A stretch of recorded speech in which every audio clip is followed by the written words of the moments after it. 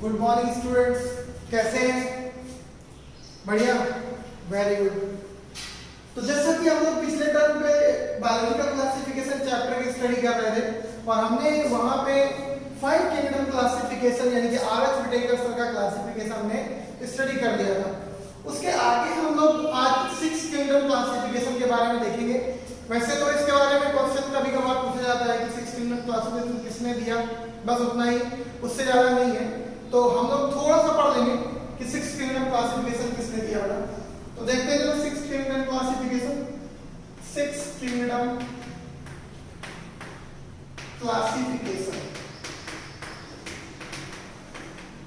6 kingdom classification की बात करें तो बेटा इसको दिया था कार्ल वूज ने। किसने दिया बेटा? C Woese, WOES, Carl Woese sir ने 6 किंगडम क्लासिफिकेशन दिया। एक्चुअल में 6 किंगडम क्लासिफिकेशन कब से दिया, कब दिया? तो देखते हैं जरा क्या कर रहे थे ये। He studied about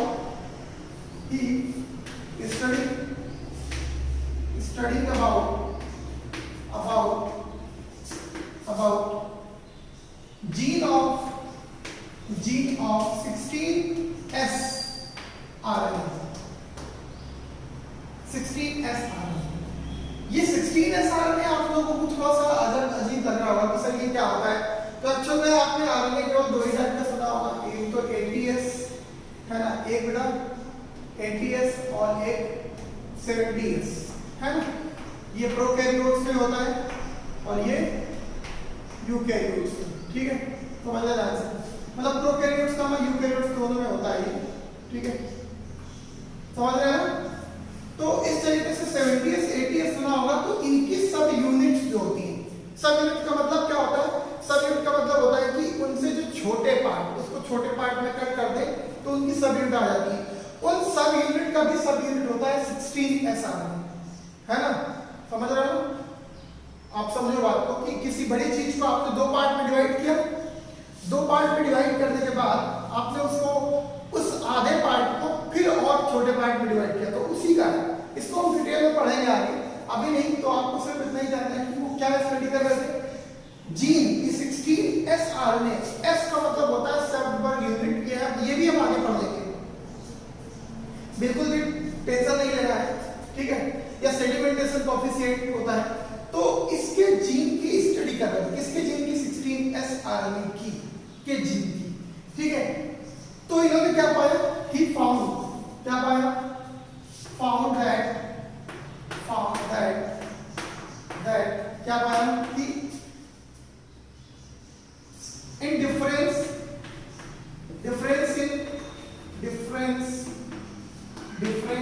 in peptidoglycan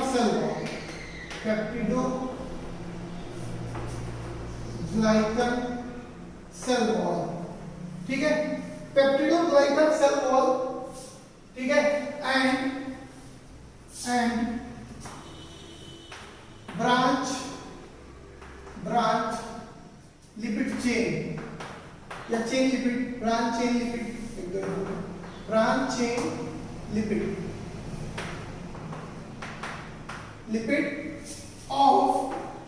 of you bacteria यानी bacteria and Archie bacteria.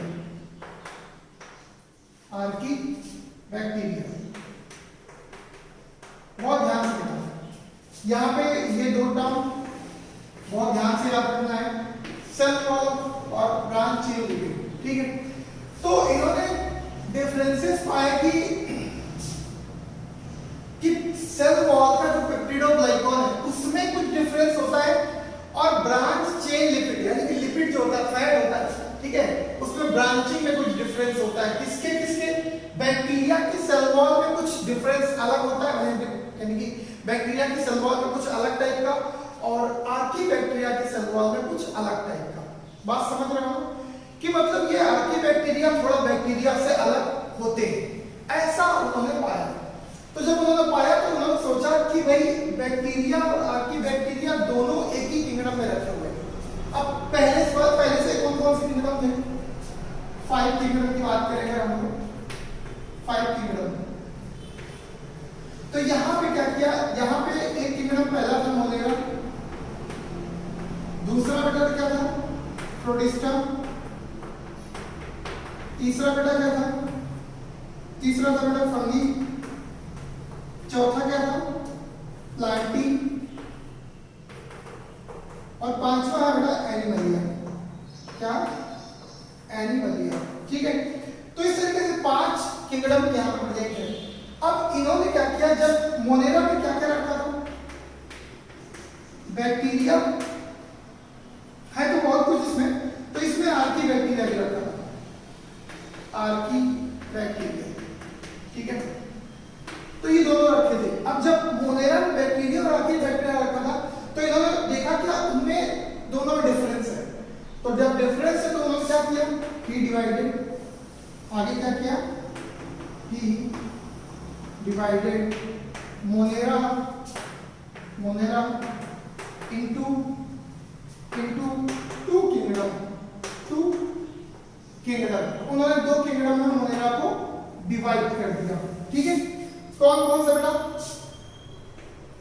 First number है आपका आर्की बैक्टीरिया,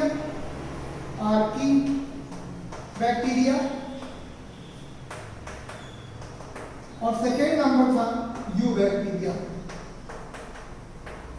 समझे कि नहीं, मतलब उन्होंने आर्की बैक्टीरिया और यू बैक्टीरिया डिवाइड कर दिया। तो आप समझ गए होंगे कि 2 ये और नीचे के 4 जो है वो एज इट इज यहाँ पे उठा के आप रख देंगे।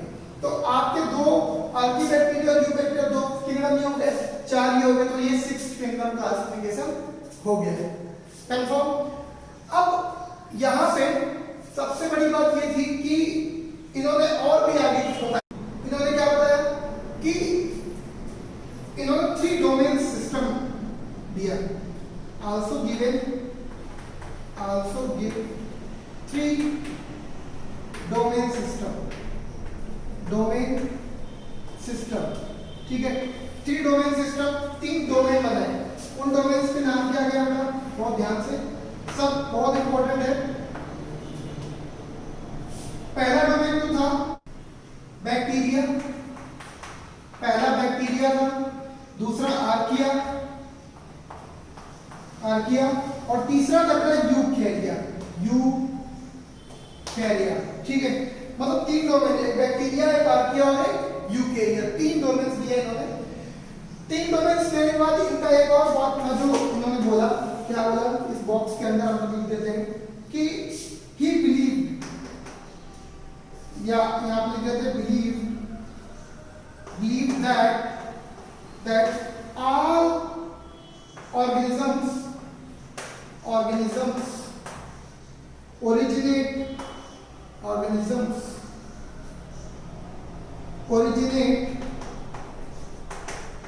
originate from common ancestor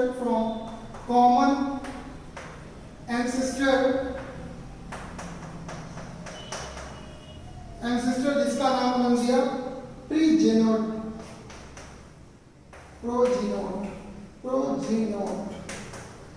क्या दिया बेटा, प्रोजीनोट, बहुत इंपॉर्टेंट है, ध्यान रखिएगा इसको। ओके, ठीक है, तो इसको नोट डाउन कर दें, आगे फिर चलते हैं। कंफर्म 6 किंगडम क्लासिफिकेशन समझ में आ गया होगा सभी को, नोट डाउन कर दें। तो बेटा अब हम लोग आगे पढ़ेंगे किंगडम मोनेरा, सबसे फर्स्ट किंगडम है। ठीक है, तो देखते हैं जरा किंगडम मोनेरा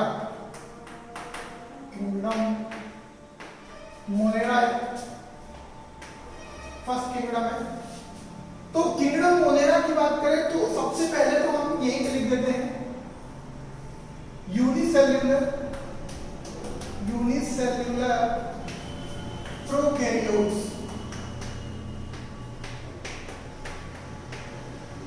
यूनिसेल्युलर प्रोकैरियोट्स हमने पहले लिख दिया, क्योंकि आपको पता है कि मोस्ट ऑफ द ऑर्गेनिज्म है ना यूनिसेल्युलर यूकैरियोट्स यही तो प्रेजेंट होते हैं मोनेरा में। और आप ये सोचो कि अगर हम इसी में आपका बैक्टीरिया रखा गया है, इसी में आर्की बैक्टीरिया, इसी में साइनोबैक्टीरिया और भी बहुत सारे जो आपको इंडिविजुअल हैं, जो ऑर्गेनिज्म है वो इस फाइलम में आपको किंगडम में आपको मिलने वाले हैं। तो उन सभी किंगडम्स के बारे में हम लोग पढ़ेंगे। तो अगर हम बात करें यूनिसेलुलर, जैसे बैक्टीरिया की बात करें, तो बैक्टीरिया क्या है, ऐसी कोई जगह नहीं है जहां बैक्टीरिया प्रेजेंट ना हो, है ना, ये तो पता ही होगा। तो बैक्टीरिया हर जगह प्रेजेंट है, हर जगह आप कहीं भी उसको देख लो, कहीं भी, है ना। हाँ, वैक्यूम जहाँ पे मतलब उसके सर्वाइवल कंडीशन नहीं है वहां पे नहीं होगा, बाकी तो हर जगह है ना। आप कहीं भी आप उसको देखो बैक्टीरिया, तो आपको हर जगह मिलेगा।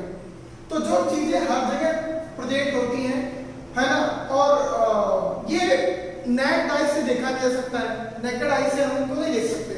तो ये क्या होते हैं, माइक्रोस्कोपिक, मतलब बहुत स्मॉल, है ना।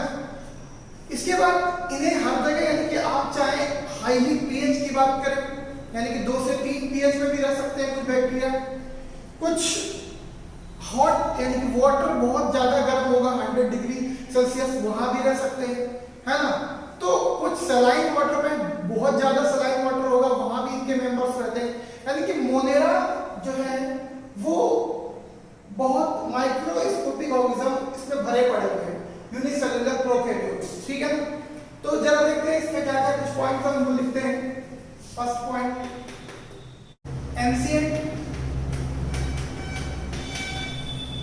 एंशिएंट स्मॉलेस्ट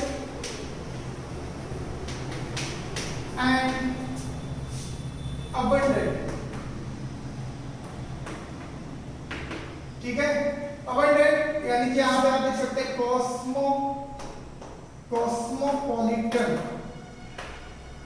ठीक है। कॉस्मोपॉलिटन का मतलब होता है, कॉस्मोपॉलिटन का मतलब होता है एवरीवेयर, है ना, प्रेजेंट एवरीवेयर, हर जगह प्रेजेंट है ये एवरीवेयर। तो अबंडेंट बहुत ज्यादा है, स्मॉलेस्ट है, एंशिएंट मतलब पुराने सबसे पहले अर्थ पे यही आए थे। तो यहाँ पे सेकंड पॉइंट हम लिखेंगे फर्स्ट इनहैबिटेंट, सबसे पहले अर्थ पे यही आए होंगे क्योंकि यूनिसेल्युलर है, सबसे पहले यही आया होगा, इनहैबिटेंट्स हो गया। Sole member of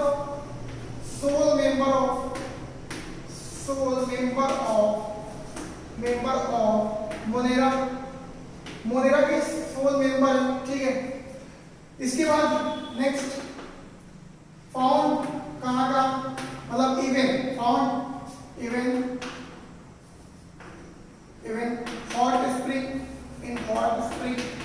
hot springs, है ना, मतलब बहुत ज्यादा पानी गर्म हो वहां भी प्रेजेंट है, ठीक है। इसके बाद डीप ओशियंस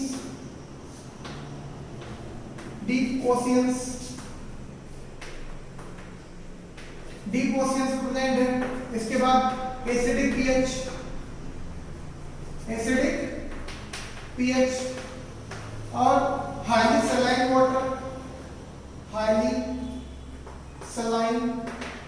वाटर, है ना, मतलब बहुत ज्यादा खारा पानी, सलाइन मतलब होता है खारे पानी में भी बहुत ज्यादा रह सकते हैं ये, ठीक है। ये कुछ इनके कॉमन कैरेक्टर मतलब इन द सेंस ऐसे ही कॉमन कैरेक्टर की बात करें मोनेरा की तो यही होंगे। और इसमें हमें क्या क्या पढ़ना है, मोनेरा इंक्लूड्स क्या क्या इंक्लूड्स है इसमें, क्या क्या हमें इसमें पढ़ना है। देखो बेटा क्या क्या पढ़ना है, सबसे पहले तो हमें पढ़ना है बैक्टीरिया, फिर दूसरे नंबर पे आर्कीबैक्टीरिया, है ना, आर्कीबैक्टीरिया। तीसरे नंबर पे हमें पढ़ना है माइकोप्लाज्मा, ठीक है। चौथे नंबर पे आपका रिकेट्सिया पढ़ना है हमें इसमें। पांचवें नंबर पे आपको पढ़ना है क्लैमाइडिया।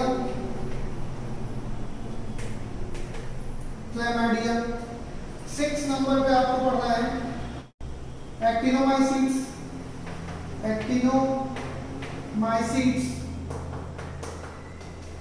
और 7 नंबर पे पढ़ना है आपको, क्या पढ़ना है, रिकेट्सिया हो गया, और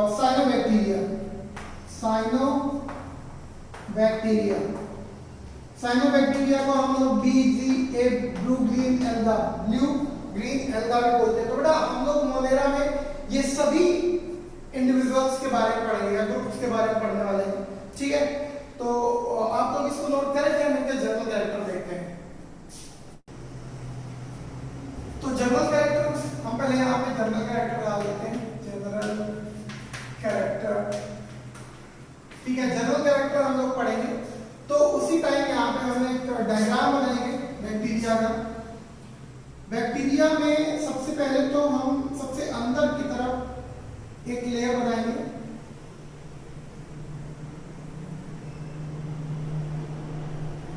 ये आप देख रहे होंगे सबसे इनर वॉल है इस तरीके से, ये इनर वॉल सबसे इनर वॉल, मतलब इसके ऊपर एक लेयर होगी, ये जो लेयर दिख रही है, एक ये टिपिकल बैक्टीरिया का डायग्राम है ना।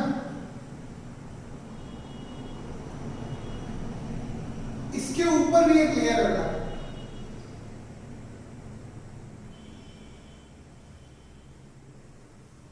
इसके ऊपर भी एक लेयर है,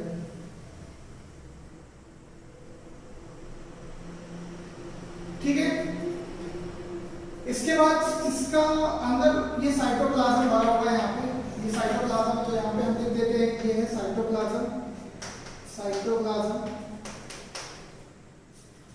अब यहाँ पे 3 लेयर है, तो सबसे पहले समझेंगे बाहर वाली लेयर को हम लोग क्या बोलते हैं, ठीक है। सबसे बाहर वाली लेयर को हम लोग बोलते हैं बेटा, यहाँ पे पहले नंबर पे ग्लाइकोकैलिक्स, यानी एक बार नंबर डाल दो तो सबसे बाहर वाली ग्लाइकोकैलिक्स, ठीक है, ग्लाइकोकैलिक्स बोलते हैं। इसके बाद सेकेंड नंबर वाली वॉल को जो येलो वाली है उसे हम बोलते हैं, उसे हम लोग बोलते हैं बेटा सेल वॉल, उसे हम लोग बोलते हैं सेकेंड नंबर सेल वॉल। और जो सबसे अंदर वाली है थर्ड नंबर बेटा, उसे हम बोलते हैं थर्ड नंबर पे प्लाज्मा मेम्ब्रेन, ठीक है। तो बेटा 3 लेयर आपको दिख रही है, सबसे बाहर ग्लाइकोकैलिक्स, इसके बाद सेल वॉल, इसके बाद प्लाज्मा मेम्ब्रेन, ठीक है। अब हम अगर बात करें इसकी, तो इसके अंदर जो जेनेटिक मटेरियल होता है वो डबल स्ट्रैंडेड होता है, ये आपका जेनेटिक मटेरियल है, ठीक है, इस बैक्टीरिया का। तो यहाँ पे जेनेटिक मटेरियल है। अभी आप थोड़ा इसको कैरेक्टर के अकॉर्डिंग समझते जाएंगे। यहाँ पे लिखेंगे कॉलोनियल और फिलामेंट, पहला कैरेक्टर कॉलोनियल कामा फिलामेंटस, ठीक है, colonial comma filamentous without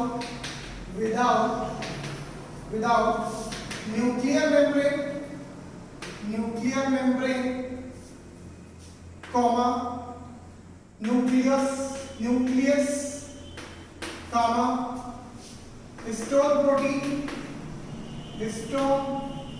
protein and nucleolus. बहुत ध्यान से बेटा, इसमें ना तो आपकी न्यूक्लियर मेम्ब्रेन है, देखो ये जेनेटिक मटेरियल है इसका, ये जो दिख रहा है वो डीएनए है इसका, बहुत ध्यान से। लेकिन आपने जनरल यूकैरियोटिक सेल में देखा होगा, क्योंकि ये प्रिमिटिव सेल है, प्रो मतलब होता है प्रिमिटिव, कैरियन मतलब होता है न्यूक्लियस। तो प्रोकैरियोटिक सेल का मतलब क्या है कि इसमें जेनेटिक मटेरियल जो है वो मेम्ब्रेन से बॉन्ड नहीं रहेगा। मेम्ब्रेन बॉन्ड, कौन सी मेम्ब्रेन आपने सेल में देखा होगा कि जो वो मेम्ब्रेन होती है, उस मेम्ब्रेन का नाम होता है न्यूक्लियर मेम्ब्रेन। तो न्यूक्लियर मेम्ब्रेन तो एब्सेंट है। फिर दूसरे नंबर पे न्यूक्लियस, जब न्यूक्लियर मेम्ब्रेन भी नहीं तो न्यूक्लियस भी नहीं है ना, या जो न्यूक्लियर का स्ट्रक्चर बोलते हैं तो उसे हम कुछ और बोलते हैं, न्यूक्लियस नहीं कहते हैं। फिर हिस्टोन प्रोटीन जो डीएनए के साथ अटैच होती है ना, हिस्टोन प्रोटीन यानी कि जो पॉजिटिवली चार्ज प्रोटीन होती है वो, ठीक है। इसके बाद न्यूक्लियोलस भी न्यूक्लियस के अंदर होता है, तो वो भी बेटा यहाँ पे एब्सेंट होता है। कंफर्म? ओके, अब ये जो जेनेटिक मटेरियल है, सेकेंड पॉइंट हम लिखेंगे, ये जो जेनेटिक मटेरियल आप देख रहे हो बैक्टीरिया का, इसे हम लोग बोलते हैं न्यूक्लियोइड। न्यूक्लियोइड, ठीक है। या यहाँ पे हम सिर्फ इतना लिखेंगे क्या कि ये जेनेटिक मटेरियल है, जेनेटिक मटेरियल, ठीक है। इस जेनेटिक मटेरियल को हम लोग क्या बोलते हैं, तो देखेंगे यहाँ पे second point, nucleus, genetic material called, ठीक है, उसे हम क्या बोलते हैं, कॉल्ड क्या क्या नाम है उसके, बहुत सारे नाम है, न्यूक्लियोइड, कामा इंसिपिएंट या और यहाँ पे और इंसिपिएंट न्यूक्लियस, ठीक है। इंसिपिएंट न्यूक्लियस इसी को बोलते हैं, या फिर इसको बेटा क्या बोलते हैं, और इंसिपिएंट न्यूक्लियस और गोनोफोर या जीनोफोर नहीं, सॉरी जीनोफोर, ठीक है, जीनोफोर हो गया। फिर और क्या बोलते हैं, और प्रोक्रोमोसोम, क्योंकि यहाँ पे क्रोमोसोम नहीं है, यानी कि इसको हम सिंगल क्रोमोसोम भी बोल सकते हैं, सिर्फ एक है ना, प्रोक्रोमोसोम हो गया। या फिर हम लोग बोलते हैं और फाइब्रिलर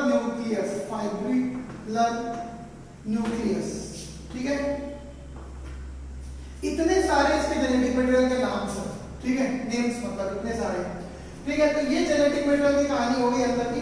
अब यहाँ पे क्या क्या होता है जेनेटिक मटेरियल में बेटा, या तो ये डीएनए हो सकता है, ठीक है, कामा या तो आरएनए हो सकता है, ठीक है, डीएनए आरएनए हो गया, और and non histone protein,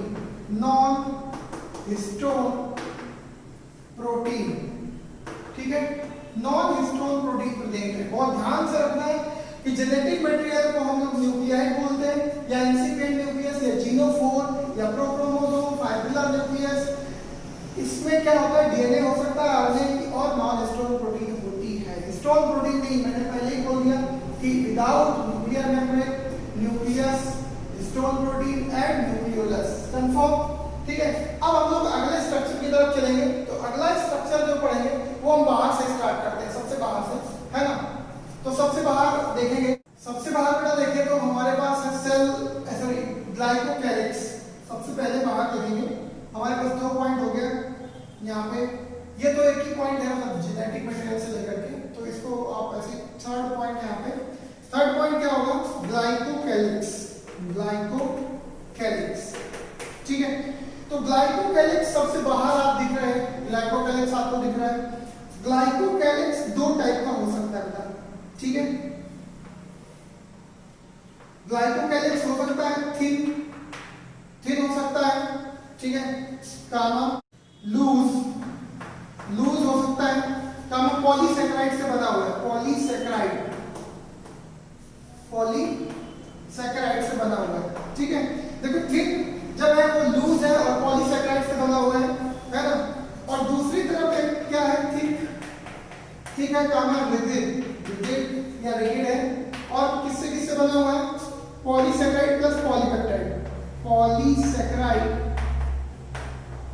saccharide plus polysaccharide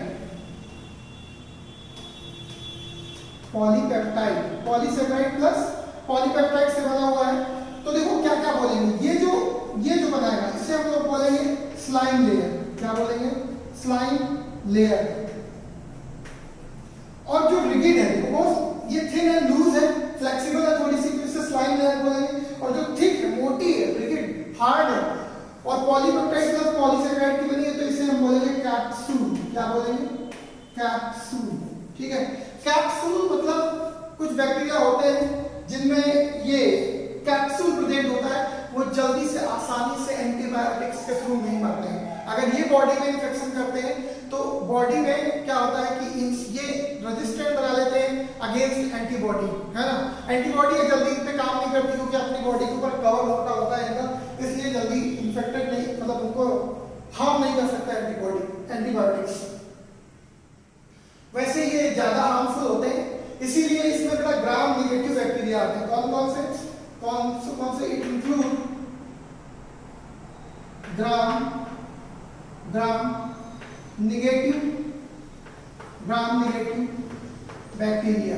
ठीक है, आगे हम पढ़ेंगे ग्राम निगेटिव, ग्राम पॉजिटिव। एक ग्राम बैक्टीरियोलॉजिस्ट हुए, बैक्टीरियोलॉजिस्ट मतलब साइंटिस्ट जिन्होंने बैक्टीरिया को स्टेन किया था।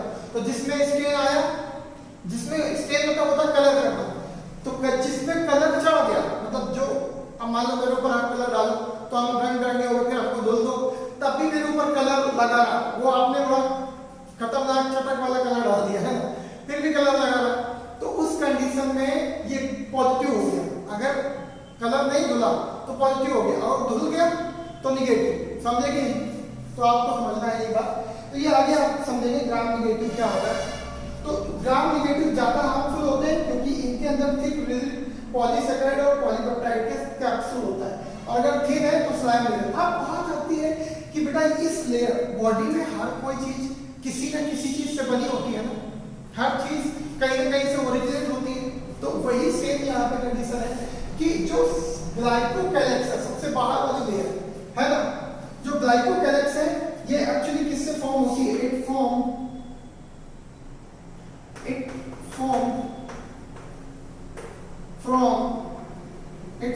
From plasma membrane.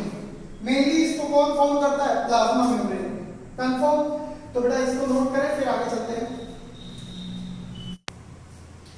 अब सेकेंड नंबर आता है बेटा सेल वॉल। क्या आता है? सेल वॉल, मतलब फोर्थ नंबर हमारे पढ़े है ना। सेल वॉल एक्चुअली किससे बना रहता है? सेल वॉल सेकेंड, अगर हम ऊपर जाएंगे अंदर तो हमें सेल वॉल मिलेगा। नेक्स्ट सेल वॉल, अब देखते हैं सबसे पहले तो फॉर्म बाय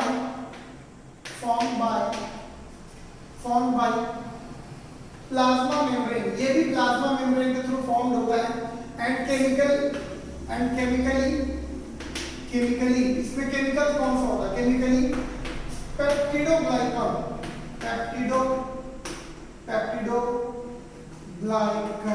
ठीक है, पेप्टिडोग्लाइकन मतलब क्या हुआ बेटा? इसमें पेप्टाइड, मतलब ये पेप्टाइड है, पेप्टाइड और प्लस ग्लाइकन मतलब ग्लूकोज। क्या है? ग्लूकोज, यानी कि ग्लाइकन मतलब ग्लूकोज, पेप्टाइड प्लस ग्लूकोज है। तो पेप्टाइड मतलब हो गया अमीनो एसिड, अमीनो एसिड आप सभी जानते ही होंगे। और ग्लूकोज मतलब आप समझते हैं, इसमें ग्लूकोज में दो चीजें आती हैं शुगर में, एक आता है बेटा नैम और एक आता है नैम। क्या आता है?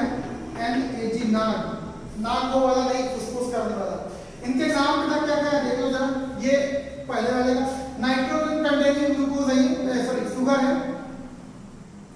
तो एक आएगा N acetyl muramic acid, N acetyl muramic acid, इसका मतलब है नैम का। और नैम का मतलब बेटा N एसिटाइल ग्लूकोसामीन। ठीक है, तो आप लोग लिख लेंगे ग्लूकोसामीन है ना। तो ये शुगर में देखो। अब पेप्टिडोग्लाइकन में आपको समझ में आ गया, पेप्टाइड का मतलब अमीनो एसिड होते हैं जो कि प्रोटीन बनाते हैं आगे चल के, और ग्लाइकन मतलब ग्लूकोज में मेनली नैम और नैम होता है। तो इसे मुरेन भी बोलते हैं। क्या बोलते हैं? मुरेन। ठीक है, कंफर्म? तो ये एक्चुअल में सेल वॉल हो गई। अगर हम सेल वॉल के अंदर और जाएं तो हमें मिलेगा क्या? Plasma membrane. क्या मिलेगा बेटा? फिफ्थ नंबर पे मिलेगा हमको प्लाज्मा मेम्ब्रेन। प्रधानमंत्री मोदी बस प्राइम मिनिस्टर, ये प्लाज्मा मेम्ब्रेन है बच्चा। प्लाज्मा मेम्ब्रेन या फिर सेल मेम्ब्रेन इसे बोलते हैं हम लोग, सेल मेम्ब्रेन, या फिर इसे हम बोलते हैं प्लाज्मा लेमा। कंफर्म? तो ये जो है वो सबसे अंदर दिख रही है ना। अब ये क्या होता है? यूनिवर्सल बायोलॉजिकल मेम्ब्रेन होती है। क्या होती है? Universal biological membrane. Universal biological membrane. Universal biological membrane का मतलब सभी ऑर्गेनिज्म में जैसी प्लाज्मा मेम्ब्रेन जिस केमिकल की बनी होती है, सेम वही केमिकल वैसी ही बायोलॉजिकल प्लाज्मा मेम्ब्रेन यहाँ पे बनी है। कंफर्म? यानी कि ये जो प्लाज्मा मेम्ब्रेन है जैसी होती है वैसी यहाँ पे भी बायोलॉजिकल यानी कि बैक्टीरिया में प्रेजेंट है या वगैरह में प्रेजेंट है। तो यूनिवर्सल बायोलॉजिकल मेम्ब्रेन क्या होगा? मतलब ये बनी होती है लिपोप्रोटीन की। किसकी बनी होती है? लिपोप्रोटीन की। लिपोप्रोटीन जिसमें क्या होता है? लिपो मतलब होता है लिपिड बाइलेयर और प्रोटीन तो आप समझ ही रहे हो, प्रोटीन होती है प्लस, है ना। तो लिपिड यानी कि लिपिड की दो लेयर होती है ना। आगे आप पढ़ेंगे सेल स्ट्रक्चर एंड फंक्शन में आपको सेल वॉल जो प्लाज्मा मेम्ब्रेन है उसका स्ट्रक्चर है, सेल मेम्ब्रेन का स्ट्रक्चर आपको बताया जाएगा सिंगर एंड निकोल्सन मॉडल। तो उसमें लिपिड की बाइलेयर और प्रोटीन्स प्रेजेंट होती है। तो सेम यहाँ पे भी वैसे ही होता है, ठीक है। अब आगे देखें तो इस प्लाज्मा मेम्ब्रेन में आपको कहीं कहीं पे फोल्डिंग्स दिख रहा है, अंदर की तरफ धंस जा रही है। देखो जरा आप इस बैक्टीरिया को या इस टिपिकल बैक्टीरिया के स्ट्रक्चर को अगर आप देखो तो ये देखो इस तरीके से अंदर इमेजिनेशन हो रहा है, यहाँ भी है और यहाँ भी दिख रहा है। तो ये क्या बोलेंगे? तो आप लोग थोड़ा सा इतना नोट करें फिर आगे चलते हैं। अब बेटा ये जो फोल्डिंग्स देख रहे हो इन्हें हम लोग क्या बोलते हैं? दो तरीके की फोल्डिंग्स होती है, देखिए जरा। वैसे तो हम यहाँ पे लिख रहे हैं, इसको मीजोसोम बोलते हैं बेटा, मीजोसोम, ठीक है, मीजोसोम बोलते हैं, ठीक है। देखते हैं जरा यहाँ पे, यानी कि सम इन्वेजिनेशन मतलब बच्चों क्या होता है? नीचे की तरफ अंदर की तरफ धंस जाना। सम इन्वेजिनेशन ऑन प्लाज्मा मेम्ब्रेन क्या बोलते हैं? कॉल्ड क्या बोलते हैं? मीजोसोम। इसकी डिस्कवरी की थी बेटा, डिस्कवर्ड बाय किसने दिया था? एफ जेम्स ने, ठीक है, एफ जेम्स ने दिया था, ठीक है। तो मीजोसोम जो होता है बेटा वो आपको दिख रहा है, इन्हें हम लोग कॉन्ड्रॉइट्स बोलते हैं। कॉन्ड्रॉइट्स क्या बोलते हैं? कॉन्ड्रॉइट्स। मीजोसोम दिख रहा है, कुछ प्लाज्मा मेम्ब्रेन में अंदर की तरफ धसे इन्वेजिनेशंस है जिन्हें हम मीजोसोम बोलते हैं, जिसकी डिस्कवरी एफ जेम्स ने की थी, और इन्हें कॉन्ड्रॉइट्स भी बोलते हैं। अब ये दो टाइप के होते हैं, दीज आर टू टाइप्स, ठीक है। On the basis of location, on the OTP on the basis of location के अकॉर्डिंग ये दो टाइप के होते हैं ना। कौन कौन से? एक सेंट्रल और दूसरे बेटा पेरिफेरल। एक सेंट्रल में दूसरे पेरिफेरल में। सेंट्रल वाले का क्या काम होता है? एसोसिएटेड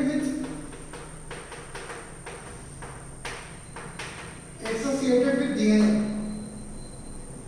ये जो सेंट्रल वाला है वो डीएनए के साथ एसोसिएटेड रहता है, ठीक है। और दूसरा वाला क्या होता है? दूसरा वाला एसोसिएटेड नहीं रहता, फ्री फॉर्म में रहता है। तो दूसरा बेटा फ्री रहता है, यहाँ पे फ्री लिख देते हैं, ये फ्री रहता है। अब जो एसोसिएटेड डीएनए ये देख रहे हो आप, ये वाला जो दिख रहा है आपको मीजोसोम, ये डीएनए मेन डीएनए के साथ एसोसिएटेड है ना। तो मेन डीएनए के साथ जब एसोसिएटेड है तो अब क्या करेगा? इसका फंक्शन क्या होता है? DNA replication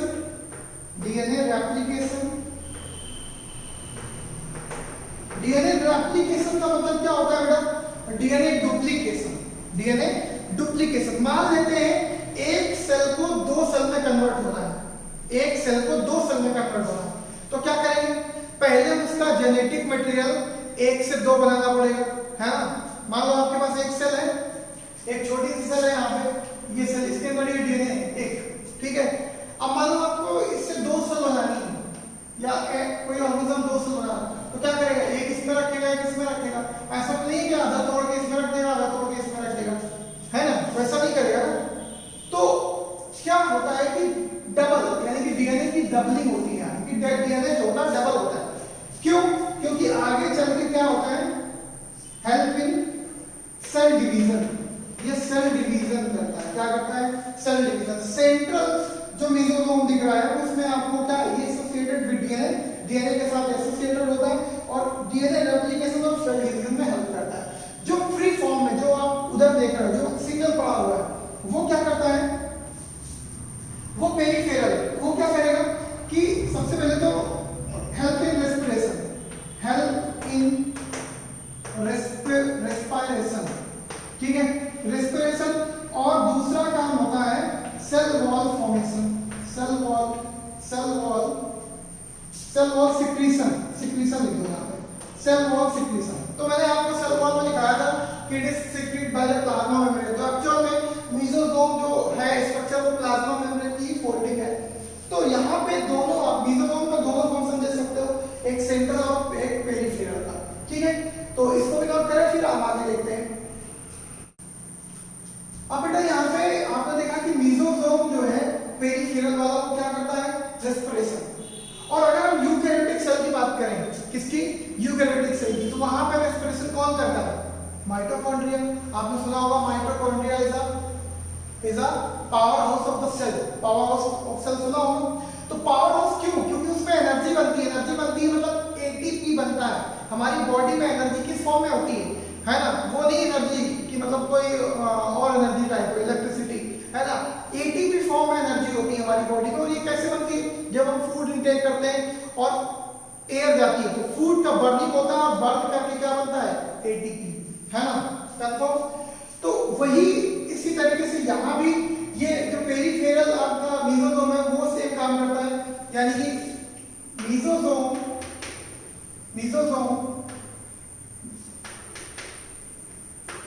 similar function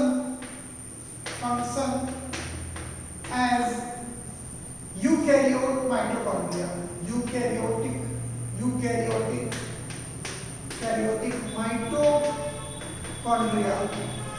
mitochondria के जैसा, यूकैरियोटिक माइटोकॉन्ड्रिया के जैसा फंक्शन करता है। तो बेटा क्या हुआ, मेसोसोम कैसा ऑर्गेन, मेसोसोम एनालॉगस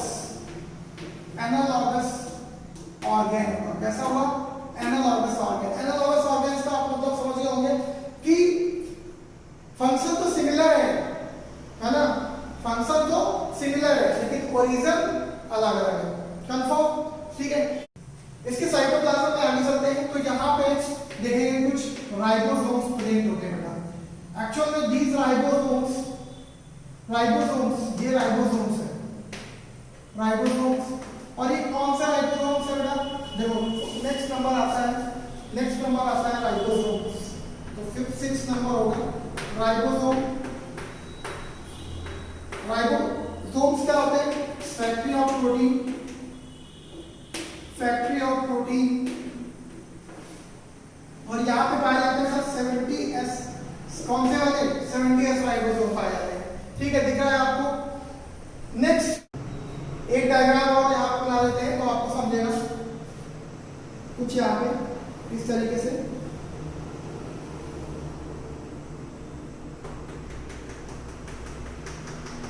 ये बेटा क्या होता है, ये भी डीएनए है, तो इस डीएनए का नाम क्या है, इस डीएनए का नाम होता है बेटा प्लाज्मिड।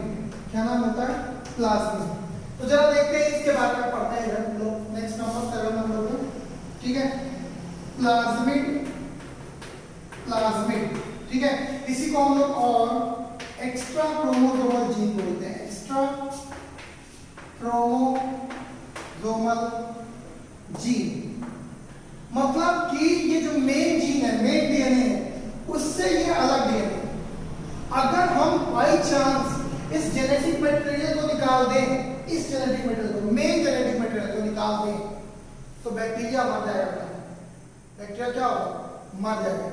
लेकिन अगर प्लाज्मिड को निकाल दें तो बैक्टीरिया जिंदा रहेगा, क्योंकि उसकी कुछ एक्टिविटी पे फर्क पड़ सकता है ना, कुछ एक्टिविटी करता होगा, कहीं ना कहीं कुछ प्लाज्मिड है तो कुछ ना कुछ काम करता होगा, कुछ एक्टिविटी फर्क देगा, लेकिन मरेगा नहीं, है ना, क्या मरेगा नहीं।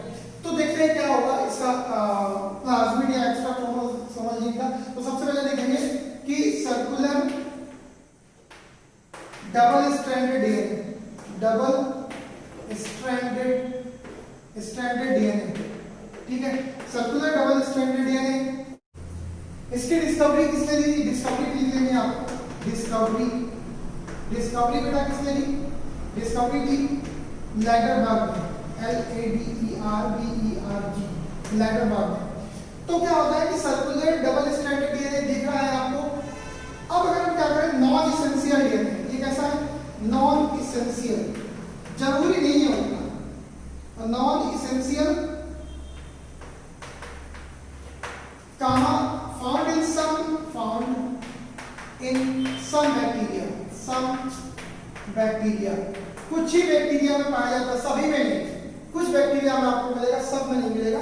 तो non essential found in some bacteria. अब इसके फंक्शन क्या क्या है, इसके फंक्शन क्या क्या है, तो आप इसको नोट करें, फिर हम आगे इसका फंक्शन बताते हैं इसके प्लाज्मिड में। अब बेटा फंक्शन देख लेते हैं, फंक्शन, इसके फंक्शन क्या है वेक्टर के, सॉरी प्लाज्मिड के, ठीक है। फंक्शन क्या है? सबसे पहले तो ये ऑटो रेप्लिकेटिंग है या self replicating, self replicating, replicating DNA है ना, ये अपने आप से कॉपी बनाता रहता है ना, अपने आप से, इसको मेन जेनेटिक मटेरियल की जरूरत नहीं है, अपने आप कॉपी बना लेगा, है ना। सेल्फ रेप्लिकेटिंग डीएनए, रेप्लिकेटिंग मतलब डुप्लीकेशन, ये अपना डबल कॉपी बना लेगा, किसी की कोई जरूरत नहीं है, ठीक है। इसके बाद दूसरा फंक्शन क्या है इसका? दूसरा फंक्शन, इसके अंदर बहुत सारे जीन्स होते हैं, जैसे कि एक अपना जीन्स है आपका आर फैक्टर, उन्हें हम फैक्टर बोलते हैं, जो इसके अंदर जीन होते हैं। आर फैक्टर का मतलब होता है resistance, resistance, resistance against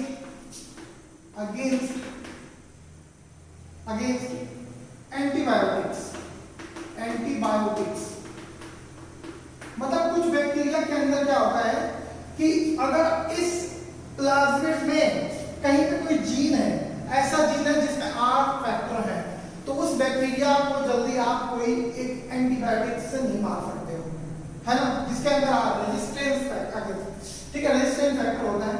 second third number पे किसी के अंदर निप फैक्टर, निप फैक्टर होता है ना। निप फैक्टर का मतलब क्या होगा बेटा? Nitrogen fixation, nitrogen fixation, fixation मतलब कुछ बैक्टीरिया या साइनोबैक्टीरिया, जो भी है बैक्टीरिया, कुछ बैक्टीरिया में नाइट्रोजन फिक्सेशन की कैपेसिटी होती है, इस और ये भी कहां पाई जाती है? उसी प्लाज्मिड में, ठीक है। फिर इसके बाद कुछ में और अलग टाइप का, जैसे TI factor, TI factor, TI factor क्या है बेटा? Tumour induced factor, induced factor या जी इंड्यूस्ड फैक्टर, ठीक है। इसका मतलब क्या होगा? कुछ बैक्टीरिया में अगर इस प्लाज्मिड में टीआई जीन है तो क्या करेगा ये बैक्टीरिया? अगर प्लांट में जाए, प्लांट की रूट्स में या स्टेम में, तो क्या कर देगा? वहां पे इतना तेजी से सेल डिवीजन करेगा। जब अनकंट्रोल्ड सेल डिवीजन होता है तो उसे हम ट्यूमर या कैंसर बोलते हैं। क्या बोलते हैं? ट्यूमर, है ना। ट्यूमर मतलब ज्यादा अप्रोप्रिएट वर्ड है यहाँ पे। तो क्या होता है? अनकंट्रोल्ड सेल डिवीजन होता है, जिसकी वजह से ट्यूमर इंड्यूस फैक्टर यानी कि ट्यूमर कॉज करता है प्लांट्स में, ठीक है। इसके बाद फिर नेक्स्ट और क्या हो सकता है इसके अंदर? फिफ्थ नंबर और बेटा हो सकता है इसके अंदर एफ फैक्टर। एफ फैक्टर का मतलब क्या है? फर्टिलिटी फैक्टर, फर्टिलिटी फैक्टर, ठीक है। फर्टिलिटी फैक्टर का मतलब होता है कि अगर ये जो एफ फैक्टर है, जिस बैक्टीरिया के अंदर इसमें एफ फैक्टर प्रेजेंट है उसे हम लोग क्या बोलेंगे? F positive. जिसके अंदर प्रेजेंट है एफ फैक्टर, क्या है? प्रेजेंट है, प्रेजेंट या पी के वजह से यहाँ पे पी, तो जिसके अंदर प्रेजेंट है ना, उसे हम बोलेंगे F positive, F positive bacteria. और जिसके अंदर क्या है? एब्सेंट, ए लिख दो, क्रॉस लगा दो आगे। जिसके अंदर एब्सेंट है उसे हम बोलेंगे एफ नेगेटिव, है ना। जिसके अंदर प्रेजेंट है उसे एफ पॉजिटिव, जिसके अंदर एब्सेंट है उसे एफ नेगेटिव। कंफर्म? तो अब ये इसके बाद क्या होता है? इसे हम लोग फर्टिलिटी फैक्टर बोलते हैं। फर्टिलिटी का मतलब होता है कि जो एफ पॉजिटिव होता है उसे हम लोग एफ पॉजिटिव को हम कभी-कभी एफ पॉजिटिव F पॉजिटिव को हम लोग मेल बोलते हैं, मेल, और F निगेटिव को फीमेल। ठीक है, क्योंकि F पॉजिटिव बेटा सेक्स पिलाई होती है, क्या होती है? सेक्स पिलाई। अभी हम आप लोग को आगे पढ़ाएंगे। सेक्स पिलाई होती है और इनमें सेक्स पिलाई क्या होती है? एब्सेंट होती है।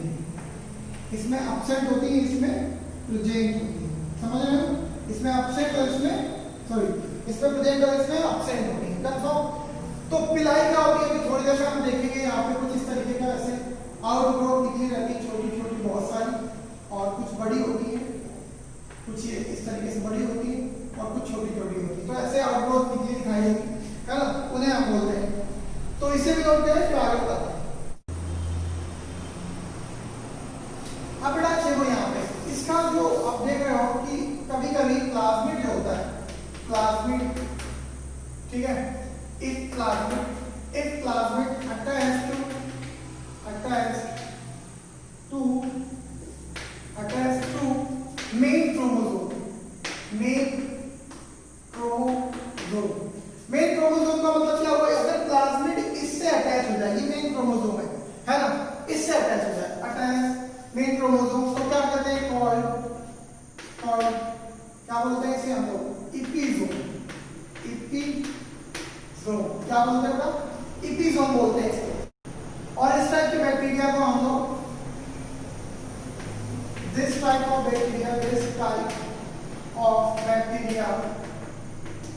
कॉल क्या बोलते हैं हम लोग? HFR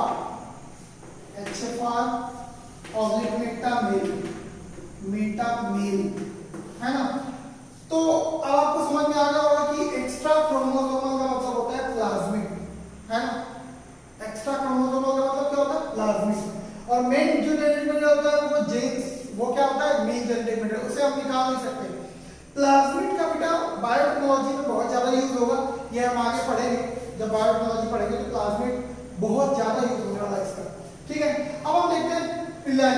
क्या देखेंगे? पिलाई होता है, ठीक है। पिलाई जो हमने अभी थोड़ी देर पहले आपको बताया था, सेक्स पिलाई। और तो पिलाई जो होती है वो दो नाम उनके चेंज है, बाकी तो पिलाई ही है सारी, है ना। अगर स्मॉल है और उनका नंबर मोर नंबर, स्मॉल और मोर है, तो उन्हें हम बोलते हैं फिम्ब्री। क्या बोलते हैं? फिम्ब्री, ठीक है। और अगर बेटा लॉन्ग और थिक है तो उन्हें हम बोलते हैं क्या? सेक्स पिलाई। और ये होती है 1 से 5 पर सेल, ठीक है, पर सेल। और दोनों का काम होता है कहीं ना कहीं क्या? Adhere to substrate, adhere to surface भी लिख सकते हैं। मतलब ये चिपकने का काम करती है। जैसे बैक्टीरिया आ रहा है तो ये इस पे कैसे टिकेगा? इस पे तो स्लिप हो जाएगा, दीवार पे कैसे रहेगा? स्लिप हो जाएगा। तो ये अधेयर का काम करते हैं, ठीक है ना। दिख रहा होगा यहाँ पे पिली, ठीक है। इसके बाद आगे चलते हैं, तो इसे भी नोट करें आप, फिर आगे। अब बेटा यहाँ पे साइटोप्लाज्म देख रहे हैं बेटा। अब जैसे हमारी बॉडी में कुछ सबस्टेंस, जैसे हम लोग फैट खाते हैं तो फैट स्टोर हो जाता है, कुछ ग्लूकोज स्टोर होता है, तो वैसे ही इसके अंदर भी कुछ स्टोरेज सब्सटेंसेस कंपोनेंट होते हैं यहाँ पे इस तरीके से। तो इन्हें हम लोग बोलते हैं इंक्लूजन बॉडी। इंक्लूजन बॉडी क्या बोलते हैं? Inclusion body. बहुत इंपॉर्टेंट है बेटा इंक्लूजन बॉडी। तो हम लोग अभी इंक्लूजन बॉडी पढ़ने वाले हैं। जो भी नंबर हो आप नंबर डाल देना यहाँ पे।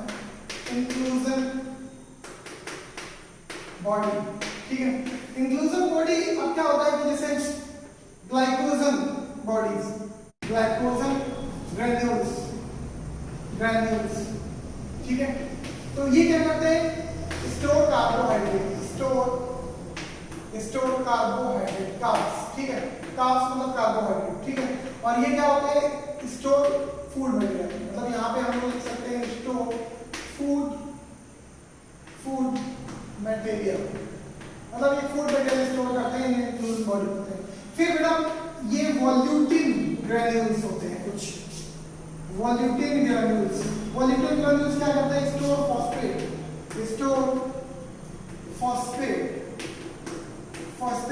स्टोर करते हैं। फिर इसके बाद लिपिड ग्रैन्यूल्स। लिपिड, अच्छा वॉल्यूटिन को हम लोग और क्या बोलते हैं? और मेटल क्रोमैटिक ग्रैन्यूल्स। वॉल्यूटिन और मेटल क्रोमैटिक ग्रैन्यूल्स दोनों बातें एक ही हैं, दोनों नाम से आ सकता है। और कई बार एक बार आया भी क्वेश्चन नहीं है, एक दो बार आया है, मैंने लिखा इसको कि आप लोग इसको बहुत ध्यान से याद करेंगे। और थर्ड नंबर पे है बेटा लिपिड ग्रैन्यूल्स। ठीक है, लिपिड ग्रैन्यूल्स जो कि क्या करता है? Fat storage. ठीक है, तो ये हो गया आपका साइटोप्लाज्म के इंक्लूजन बॉडी।